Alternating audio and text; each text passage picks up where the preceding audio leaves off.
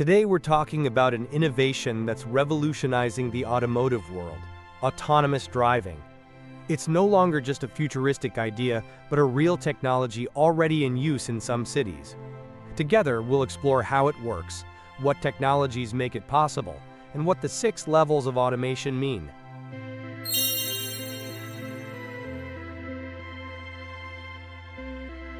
What is a self-driving car? A self-driving car is a vehicle capable of handling all driving tasks by itself, perceiving the environment, making decisions, and controlling the steering, throttle, and brakes with little or no human intervention. The first experiments date back to the 1980s, when the Carnegie Mellon University's NavLab projects and DARPA-funded research proved that a car could drive thousands of kilometers without a driver. In 2020, Waymo launched the first fully autonomous commercial taxi service in Phoenix and San Francisco, operating within specific areas. Key technologies behind autonomous driving. To drive itself, the vehicle relies on a complex ecosystem of hardware and software. High-resolution cameras mounted around the car capture every detail: lane markings, traffic lights, pedestrians, and cyclists. Millimeter wave radar penetrates rain and fog, monitoring traffic hundreds of meters away. LiDAR, short for light detection and ranging, uses a rotating laser to create a real-time 3D point cloud, identifying the shape and distance of every object. Ultrasonic sensors add precision during low-speed maneuvers, measuring the space around the car. All this data is processed by powerful CPUs and GPUs running machine learning algorithms to detect pedestrians, classify vehicles, and predict trajectories. The CPU, Central Processing Unit, is the brain of the car's operating system. It manages logic, software, communication between sensors and modules, and handles sequential instructions, coordinating everything from steering and braking to sending data to the cloud or infotainment system. The GPU, Graphics Processing Unit, on the other hand, specializes in parallel processing. It's perfect for handling visual data from cameras, LiDAR, and radar. The GPU enables the car to see and understand the environment using AI and machine learning. The system also uses high-definition geo-reference maps, cloud-updated, to localize the car with centimeter-level accuracy.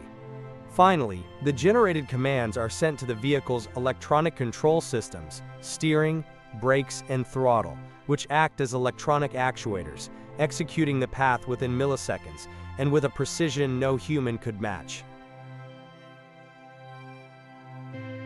The 6 levels of automation. The Society of Automotive Engineers, SAE, has defined 6 standardized levels of driving automation, from level 0 to level 5. Level 0, no automation. Level 0 is the starting point, where there is no form of autonomous driving. In this case, all driving functions are under the direct control of the driver. Every decision and every movement must be carried out by the person behind the wheel. However, even at this level, the car may still offer some passive driving aids, such as lane departure warnings, without steering intervention, or automatic emergency braking systems that alert with visual or sound signals, but do not actively brake on their own. Level 1 Basic Driver Assistance. At Level 1, the car is not autonomous yet, but it provides initial assistance by handling one automated function at a time. This means it can either control the speed or the steering, but never both simultaneously. Most modern vehicles offer these kinds of systems. Level 2 Partial Automation. At this level, the vehicle can control both steering and speed at the same time. In practice, the car can stay in its lane and maintain distance from the vehicle in front, accelerating and braking by itself. However, the driver must remain alert at all times, with hands on the wheel and eyes on the road, ready to take over at any moment.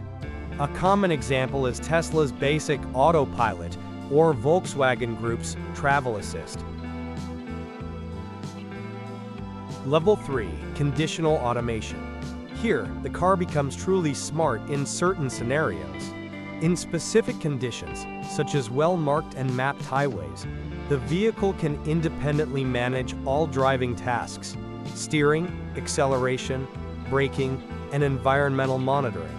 The driver can momentarily take their attention off the road, but must be able to resume control when prompted by the system, within a few seconds. This is the level Mercedes is targeting with its Drive Pilot system, certified in Germany and some US states. Level 4. High automation. At this point, driving is fully autonomous, but only within predefined areas, such as city centers, university campuses, airports, or shuttle routes. Within these safe zones, the vehicle doesn't need a driver and may even operate without a steering wheel or pedals. However, outside of these zones, the car cannot drive itself and may fall back to level 2 or 3 behavior. Companies like Waymo, Cruise, and Baidu are already testing, and in some cases operating robotaxis at this level in cities like San Francisco and Beijing. Level 5. Full automation. No more scenario limitations. The vehicle is a true robot on wheels, capable of handling any road and any weather condition without human input. Currently, no Level 5 systems are commercially available. The trolley problem.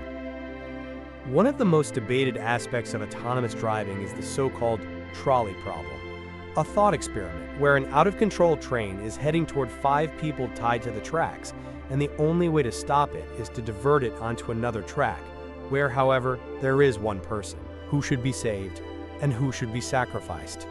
In self-driving cars, this translates into real-life emergency scenarios. If a sudden obstacle forces the car to choose between hitting a group of pedestrians or swerving and endangering the safety of those inside the vehicle, how should the algorithm respond? Automakers and AI developers are exploring 2 main approaches. The first is rule-based programming, where strict ethical guidelines are directly coded into the software. For example, always prioritize pedestrians, or always minimize the total number of casualties. The second approach focuses on learning from social values. It gathers feedback from thousands of people through surveys or questionnaires to understand which decisions are perceived as more just, and trains the AI on these aggregated ethical preferences. To this day, there is no universal solution. In any case, transparency and consent are crucial. Users must know how the car has been programmed to act in extreme situations, and regulatory authorities must establish shared standards for these ethical scenarios. This concludes our journey into the future of autonomous driving, where sensors, automation levels, and sci-fi-like dilemmas are already on the road. If you enjoyed this video, give it a like, subscribe, and hit the bell so you don't miss the next episodes.